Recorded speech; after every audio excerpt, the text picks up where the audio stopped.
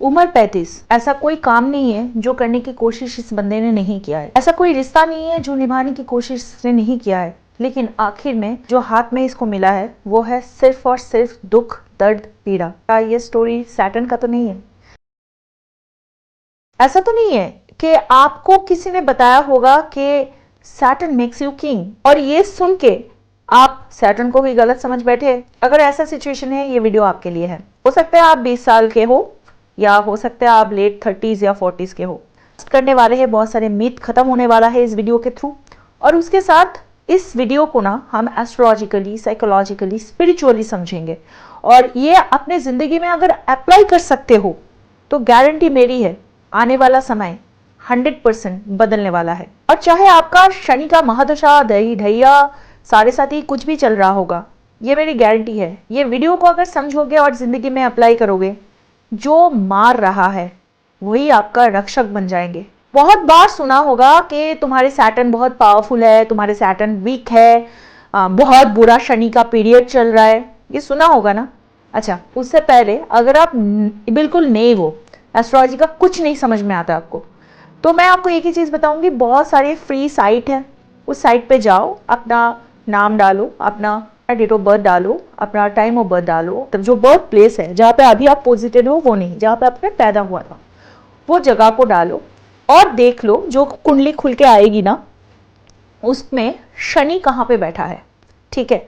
अच्छा, यहाँ पे एक चीज़ बता देती हूँ कि नॉर्थ इंडियन कुंडली ही खोलना, जो कुंडली कुछ ऐसा दिखता है। ठीक है, दूसरा कुंडली शायद आपको समझ में ना आए, तो नॉर्थ इंडियन कुंडली खोलना, इसको डायमंड कुंडली कहते हैं। और इसमें आप देख लो आपके शनि कहाँ बैठे हैं। जिन लोगों को सैटर्न के समझ है या एस्ट्रोलॉजी का समझ है, वो भी ये वीडियो को आगे तक देख सकते हो। वो सारी चीज जो ज्योतिषी आपको नहीं बताते। अच्छा, यहाँ पे एक चीज मैं आपको बता देती हूँ कि आप जो ये मिड में यहाँ पे जहाँ पे नंबर 1 लिखा है ना, ये यहाँ की लगन होता है, ये आपके फर्स्ट हाउस होता है। अकॉर्डिंगली आप देख लो कहाँ कहाँ पे आपके कुंडली में कहाँ पे शनि बैठे हैं, बस ये नोट करके रख दो, बाकी चीज आगे बात करते हैं। तो आपके रियल लाइफ में सैटर्न कैसे कनेक्टेड होता है ना, ये आपकी ये कुंडली बताते हैं। हो सकता है कि आपके जो कुंडली में दिख रहा है शनि की पोजीशन बहुत स्ट्रांग है, लेकिन जिंदगी में उसकी वजह से आपकी परेशानी है। ऐसे कैसे हो सकता है? हम ना कभी भी कोई जिंदगी को जब स्टडी करते हैं तो इस जन्म के आधार पर करते हैं। हम ये सोचते हैं कि भाई अब तक इसने क्या किया होगा, जबकि हमारी जिंदगी का जो स्पैन है, it comes from so long time. Saturn हर चीजें डिले कराता है, ये सच है। ये डिले होने से एक इंसान क्या क्या सीखता है। एक इंसान होता है जो आंखें बंद करके उस डिले को समझता है और फिर जाके वो एकदम से लेजी बन जा रहा है, इनडिसिप्लिन बन जा रहा है कि डिले ही तो है। भगवत गीता में भी भगवान जी खुद बोले हैं, जब तक आप सही रास्ते पे सही तरीके से चल नहीं पा रहे हो, आपको आना पड़ेगा बार बार। तो वो आने का जो रिजल्ट होता है ना, वो सैटर्न देता है। सैटर्न इसी वजह से ही आपको डीले के साथ आपको पेशेंस दिलाते हैं, डिसिप्लिन दिलाते हैं। और जब आप अपने प्रॉब्लम्स को समझ जाते हो ना, अब उस स्किल का मास्टरी सीख जाते हो।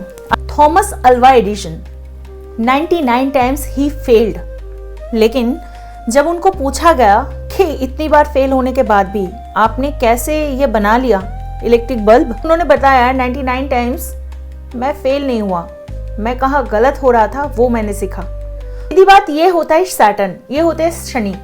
शनि आपको ना वो पावर देते हैं जो आपको कोई भी स्किल सेट का मास्टर बना देते हैं। इसकी वजह से ही जब आपको सक्सेस मिल जाता है ना, वो सक्सेस शॉर्ट टर्म नहीं होता और वो जिंदगी भर की रहती है। अब मैंने आपको बताया था कि ऐसे सिचुएशन में कैसे समझे कि मेरे सैटर्न, मेरे शनि मेरे लिए अच्छा है या बुरा है।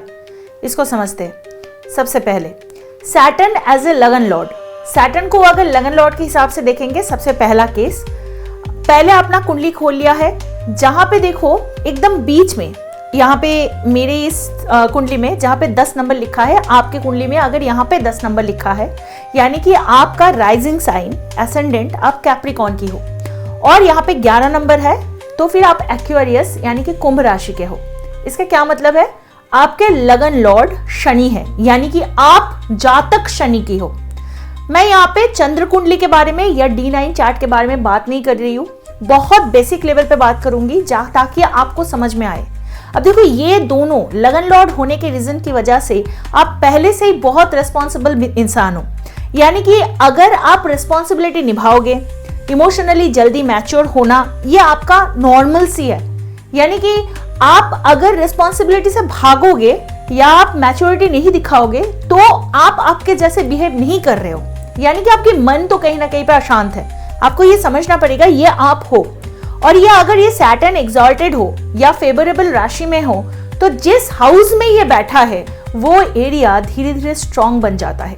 जैसे कि मान के चलो कैप्रिकन कुंडली है, मतलब आपका राइजिंग साइन कैप्रिकॉन है और सैटर्न 10वीं घर में प्लेस है। 10वीं घर में मतलब यहाँ पे प्लेस है। तो यहाँ पे क्या होता है, आपके करियर में थोड़ा सा मतलब आप जैसे काम करते हो ना उसमें डिले दिखता है। आप थोड़ा सा लेजी हो सकते हो, आपके काम करने के तरीके में थोड़ा सा वेट करना, थोड़ा सा डिले करना, थोड़ा सा प्रोक्रेस्टिनेशन दिख सकता है। लेकिन जब आप ये काम करते हो ना, अब परफेक्शनिस्ट बन जाते हो, पूरा ऑथोरिटी आपके पास होता है।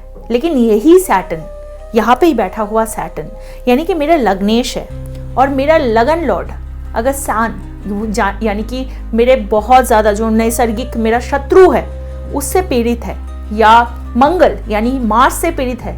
क्या मतलब है, जैसे मानो कि ऐसे सिचुएशन में सूर्य इसको पीड़ित अभी करेगा जब ये सप्तम दृष्टि से देखेगा, और अगर मंगल यहाँ पे अगर आपका 7th हाउस में बैठा है तो इसके चौथे दृष्टि से देखेंगे, या मंगल अगर चौथे हाउस में बैठे हैं तो इसकी सप्तम दृष्टि से देखेंगे, और आप अगर ये मंगल आपका 3rd हाउस में बैठे हैं तो ये अपना अष्टम दृष्टि से देखेंगे। ऐसे सिचुएशन में ना क्या होगा, आपके अंदर ऑटोमेटिकली एक कंफ्यूजन आ जाएगा, सेल्फ डाउट आ जाएगा, एक इनर पीस जो है वो प्रेशर में बदल जाएगी। क्यों? क्योंकि सैटर्न का जो गुणधर्म है उससे बिल्कुल ऑपोजिट कैरेक्टर के दूसरे प्लैनेट इसको देख रहे हैं, यानी कि एस्पेक्ट दे रहा है, तो ऑटोमेटिकली उनका जो गुणधर्म है ना वो कहीं ना कहीं पे सुकर जाता है। और इसकी वजह से इंसान चाहते हुए वो क्लैरिटी नहीं मिल पाते, वो डाइसी हो जाते। यहाँ पे चंद्रमा बहुत इंपॉर्टेंट रोल प्ले करता है, लेकिन चंद्रमा के बारे में हम इसको कॉम्प्लिकेटेड नहीं करते, पर सैटर्न पे ही रुकते हैं। और यहाँ पे सैटर्न आपको बार बार बोलते हैं पहले जिम्मेदारी तो निभाओ, फिर क्या चाहते हो वो मिलेगा। सैटर्न डिले जरूर देता है लेकिन सैटर्न डिनाई नहीं करता, और ये डिले हमेशा जातक के बेनिफिट के लिए ही होता है।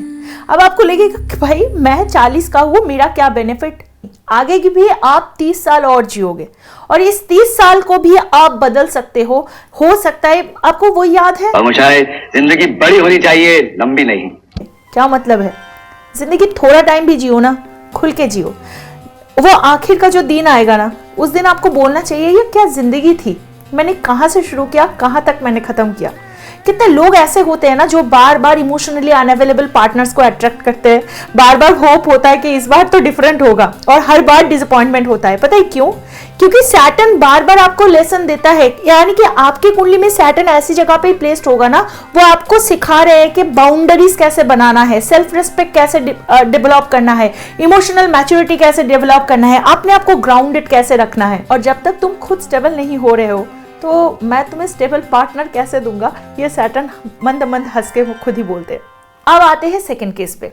मानो कि आपके कुंडली में आपका जो एसेंडेंट है, यानी कि आपके जो ये 1st हाउस है, यहाँ पे कैंसर यानी कि 4 नंबर लिखा है, या लियो यानी कि 5 नंबर लिखा है, और एरीज यानी कि नंबर 1 लिखा है। ये सारे कुंडली के लिए ना शनिदेव खुद ही फंक्शनल मैलिफिक बन जाते हैं। इसको हम अकारक कह सकते हैं, यानी कि वो मेरे लिए अच्छा नहीं करेंगे। और वैसे कैंसर साइन के लिए एंड लियो साइन के लिए वो तो मारक भी है समय समय पर। लेकिन रुक जाओ, घबराओ मत। यानी कि जो कैंसरियन है, जो लियो है, ये सारे क्या सैटर्न मतलब सैटर्न क्या इनके लिए बहुत बुरा करते हैं? I am telling you a real time story. सबसे ज़्यादा इंटरनेट में जो शाहरुख खान की कुंडली पाया जाता है वो कुंडली में लियो राइजिंग देखा जाता है। यहाँ पे सैटर्न इनके मारक भी है, अकारक भी है। लेकिन आपको बताऊं, वो चला भी रहे उस हिसाब से सैटर्न का ही महादशा, और देख रहे हो हिज हार्ड वर्क उनको कहाँ से कहाँ पे ले आए।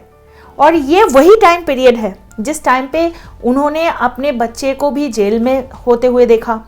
उनके पीछे इतने घटनाएं घटी, उनके बारे में बार बार निगेटिविटी आती है। Just due to his hard work he is overcoming everything, और इसी वजह से उनको सारे नाम भी मिल रहा है। तो घबराने की तो कोई बात ही नहीं है। ये मैलिफिक का मतलब ये नहीं होता कि सैटर्न सिर्फ दुख ही देगा। सैटर्न तब हर्ट करता है जब आप उसकी नेचर के अगेंस्ट जाते हो। आप अगर दिलचस्पी शॉर्टकट लेने में है ना, जिम्मेदारी से भागना है, इंस्टेंट प्लेजर चूज करना, तो ये सब सैटर्न को पसंद बिल्कुल नहीं है। और ये याद रखो, चाहे सैटर्न कहीं भी बैठा हो, उस हाउस का रिजल्ट को वो लेट कराएगा पर डिनाई कभी नहीं करेगा। रियल लाइफ सैटर्न एग्जाम्पल पे आते हैं जहाँ पे हम मनी स्ट्रगल के बारे में बात करेंगे। कुछ लोग सालों तक पैसा कमाते हैं पर सेव नहीं कर पाते। अब वही लोग अचानक लॉस होने के बाद बोलते हैं कि भाई मेरे पास इतना हुआ था, सैटर्न ने मुझे मारा। नहीं, सैटर्न ये बोल रहा होता है कि डिसिप्लिन क्यों नहीं लाए, स्ट्रक्चर क्यों नहीं बनाए, लॉन्ग टर्म का क्यों नहीं सोचे।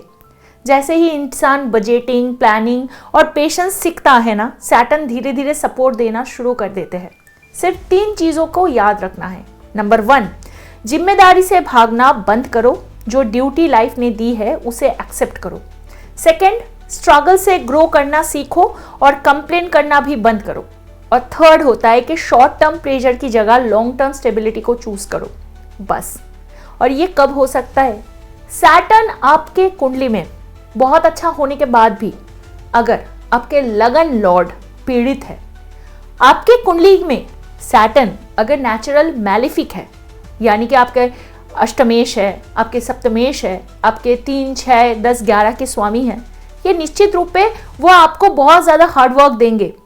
लेकिन अगर आपके लगन लॉर्ड लग्नेश अगर बहुत स्ट्रांगली पोजिटेड है, तो वो हार्डवर्क अब झेल के उसको तोड़ के आगे बढ़ोगे ही बढ़ोगे, कोई नहीं रोक सकता। और लगन लॉर्ड कौन है?